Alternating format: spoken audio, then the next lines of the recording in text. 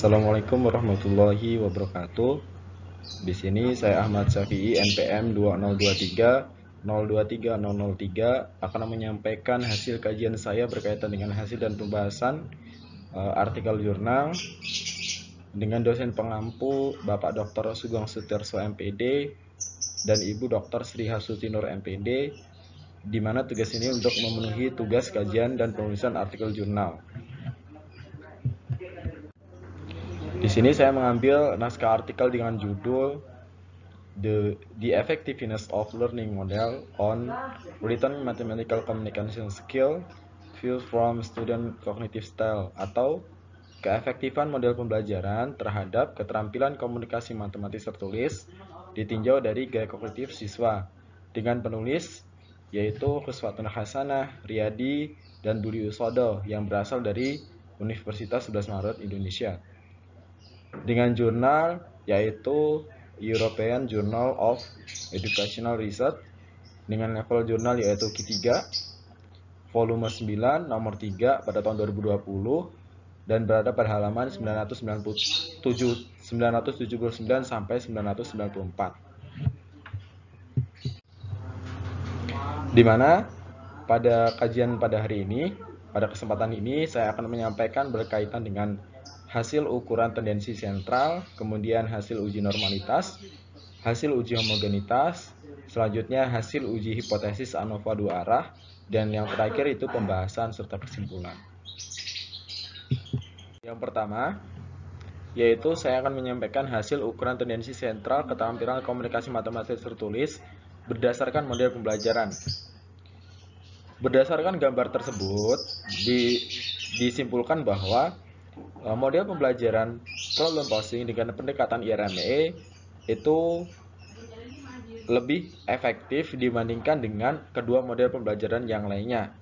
Jika dilihat dari mean yang sebesar 84,82, kemudian median sebesar 88 dan modus sebesar 88, maka terlihat bahwa model pembelajaran problem posing dengan pendekatan IRME itu lebih baik daripada model pembelajaran problem posing dan juga model pembelajaran direct instruction. Sedangkan model pembelajaran problem posing itu lebih baik hasilnya daripada model pembelajaran direct instruction. Selanjutnya itu hasil uji normalitas keterampilan komunikasi matematika tertulis ditinjau dari model pembelajaran. Berdasarkan hasil yang diperoleh, dapat disimpulkan bahwa nilai F yang diamati atau F hitung yang diperoleh dari ketiga model pembelajaran itu kurang dari nilai F tabel, sehingga dapat disimpulkan bahwa H0 diterima, dan dengan demikian dapat diartikan bahwa model pembelajaran tersebut berasal dari sampel penelitian yang berasal dari populasi yang berdistribusi normal, karena nilai F hitung itu kurang dari nilai F tabel. Kemudian selanjutnya yaitu hasil uji normalitas keterampilan komunikasi matematika ditinjau dari gaya kognitif. Berdasarkan hasil yang diperoleh pada tabel tersebut, yaitu gaya kognitif file independent dan file dependent itu memperoleh nilai F hitung kurang dari nilai F tabel, sehingga H0 diterima, dan dapat disimpulkan bahwa sampel penelitian tersebut berasal dari populasi yang berdistribusi normal. Berikutnya yaitu hasil uji homogenitas keterampilan komunikasi matematis tertulis. Berdasarkan pada tabel berikut, dapat disimpulkan bahwa F hitung model pembelajaran dan gaya kognitif yaitu lebih rendah atau kurang dari nilai F tabel, sehingga H0 diterima. Demikian bahwa dapat disimpulkan yaitu varian dari ketiga model pembelajaran dan kedua gaya kognitif yaitu sama atau homogen. Selanjutnya yaitu hasil uji ANOVA dua arah dengan sel yang tidak sama. Berdasarkan hasil uji ANOVA dua arah dengan sel tak sama, dapat diketahui bahwa semua nilai yang diamati itu lebih besar dari nilai F tabel. Dengan demikian dapat dinyatakan bahwa H0 ditolak. Dengan demikian dapat disimpulkan bahwa yang pertama terdapat perbedaan ketiga model pembelajaran terhadap keterampilan komunikasi matematis tertulis pada siswa kelas 5 SD. Kemudian yang kedua, terdapat perbedaan keterampilan komunikasi matematis tertulis antara siswa yang memiliki gaya kognitif FI atau file independent dan FD atau file dependent.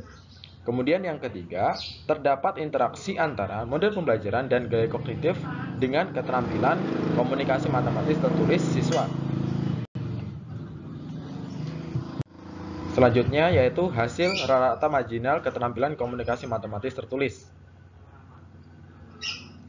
Berdasarkan hasil pada tabel tersebut dapat disimpulkan bahwa yang pertama terdapat perbedaan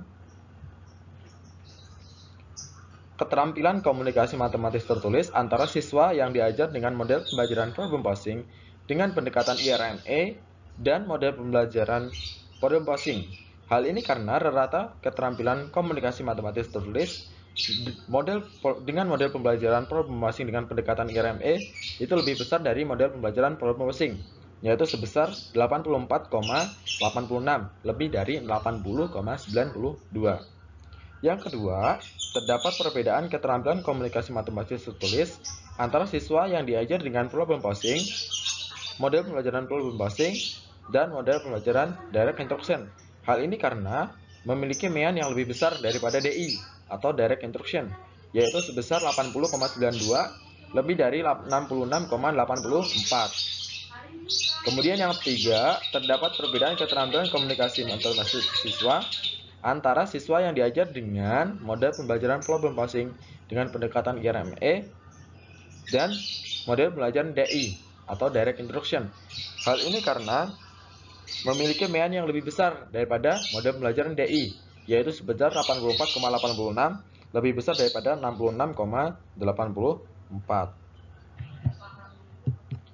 Berikutnya yaitu hasil uji komparasi ganda antar sel. Berdasarkan tabel tersebut, dapat disimpulkan bahwa yang pertama, siswa dengan gaya kognitif FI dan FD yang diajar dengan model pembelajaran problem posing dengan pendekatan IRME memperoleh keterampilan komunikasi matematis tertulis yang sama baiknya. Berbeda apabila diajar dengan model pembelajaran problem posing dan model pembelajaran direct instruction. Kemudian yang kedua, siswa dengan gaya kognitif FI yang diajar dengan model pembelajaran problem posing dengan pendekatan IRME dan oleh model pembelajaran problem posing akan memiliki keterampilan komunikasi matematis yang tertulis yang lebih baik dibandingkan dengan yang diajar dengan model pembelajaran direct instruction.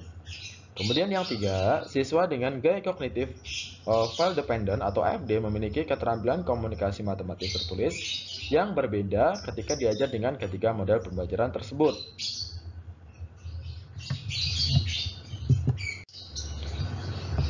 Berikutnya yaitu pembahasan pada naskah artikel jurnal tersebut. Yang pertama yaitu model pembelajaran lebih efektif dalam meningkatkan keterampilan komunikasi matematis tertulis. Berdasarkan analisis yang telah dilakukan, diketahui bahwa model pembelajaran problem posing dengan pendekatan IRME lebih efektif dibandingkan dengan model pembelajaran problem posing dan model pembelajaran DI atau direct instruction. Serta model pembelajaran problem posing lebih efektif dibandingkan dengan model pembelajaran DI dalam meningkatkan keterampilan komunikasi matematis tertulis siswa. Hal ini dikarenakan model pembelajaran problem posing dengan pendekatan IRME dapat memfasilitasi siswa untuk berpartisipasi aktif dalam proses pemecahan masalah. Efektivitas model pembelajaran FE dengan pendekatan IRME juga sejalan dengan beberapa penelitian sebelumnya. Kemudian yang kedua, gaya kognitif lebih efektif dalam meningkatkan keterampilan komunikasi matematis tertulis. Berdasarkan hasil penelitian diketahui bahwa gaya kognitif FI atau file independent memberikan pengaruh yang lebih baik terhadap keterampilan komunikasi matematis tertulis daripada model gaya kognitif FD. Hal ini karena siswa dengan gaya kognitif FI menerapkan aturan pembelajaran yang tepat. Kemudian, mereka dapat memahami objek pembelajaran dengan baik, menciptakan suasana belajar yang kondusif, dan mengingat bagian-bagian materi dengan baik. Gaya kognitif tidak lepas dari dorongan orang tua dan guru. Konsep pembelajaran yang tertanam dengan baik di kelas akan menjadi kebiasaan yang baik bagi siswa dalam mengembangkan gaya kognitifnya. Kemudian yang ketiga, yaitu model pembelajaran yang lebih efektif dalam meningkatkan keterampilan komunikasi matematis tertulis bergaya kognitif.